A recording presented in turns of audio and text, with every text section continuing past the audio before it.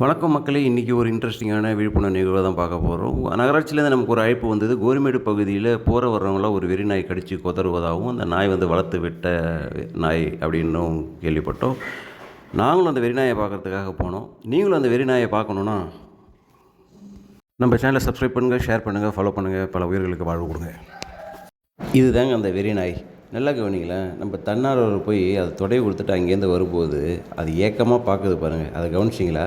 இப்போ தாங்க நமக்கு யோசிக்க தோணுது, இதில் யாருக்கு வெறி பிடிச்சிருக்கு அப்படின்னு சொல்லிட்டு. இதை வளர்த்து ரோட்டில் வர்றாங்களே அவங்களுக்கா, இல்லை இந்த நாய்க்கு சாப்பாடு தட்டியும் போடாமல் அந்த மக்களுக்கா, இல்லை இது வெறி நாயின்னு சொல்லிவிட்டு மற்றவங்ககிட்ட அதை தவறாக சித்தரிக்கிறாங்களே அவங்களா, இல்லை இதை கடிச்சிருன்னு சொல்லிட்டு அதை துரத்தி டார்ச்சர் பண்ணிகிட்டு இருக்காங்களா அவங்களா?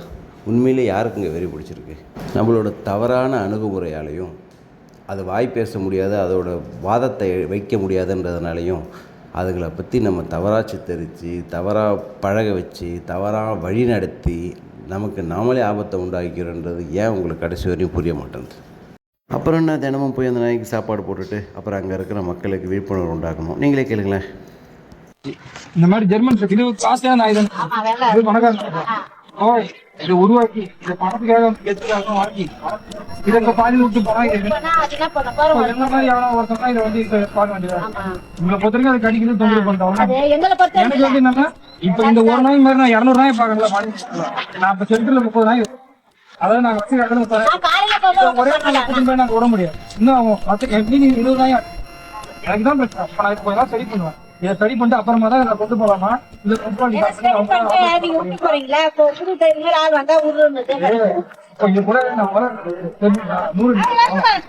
அங்க இருந்து நீ கோரிமேடு வரைக்கும் இதை பார்க்க வேண்டிய அவசியம் எனக்கு இல்லை. ஏன் வரேன்னா இப்ப உங்களை மாதிரி யாராவது எனக்கு போன்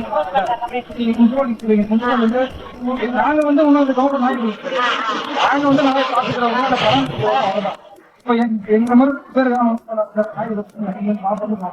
நீங்க சாப்பாடு வைக்கிறதுக்கு முன்னாடி என்னால பாத்துருங்க. கூட்டை வந்துச்சு தடவை கொட்டு சுத்தி எல்லாமே வண்டியில ஒரு வண்டி அதை ஏற்றி சுத்தி இந்த வண்டி போனது என்ன பண்ணும்? அப்ப இந்த வண்டியை நம்ம குட்டியை கடிக்கும் தானே, அவ்வளவுதான்.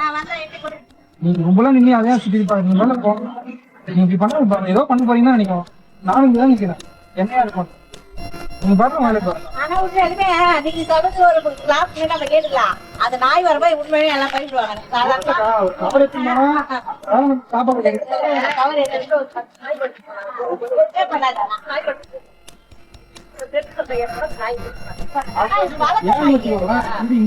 ஆமா,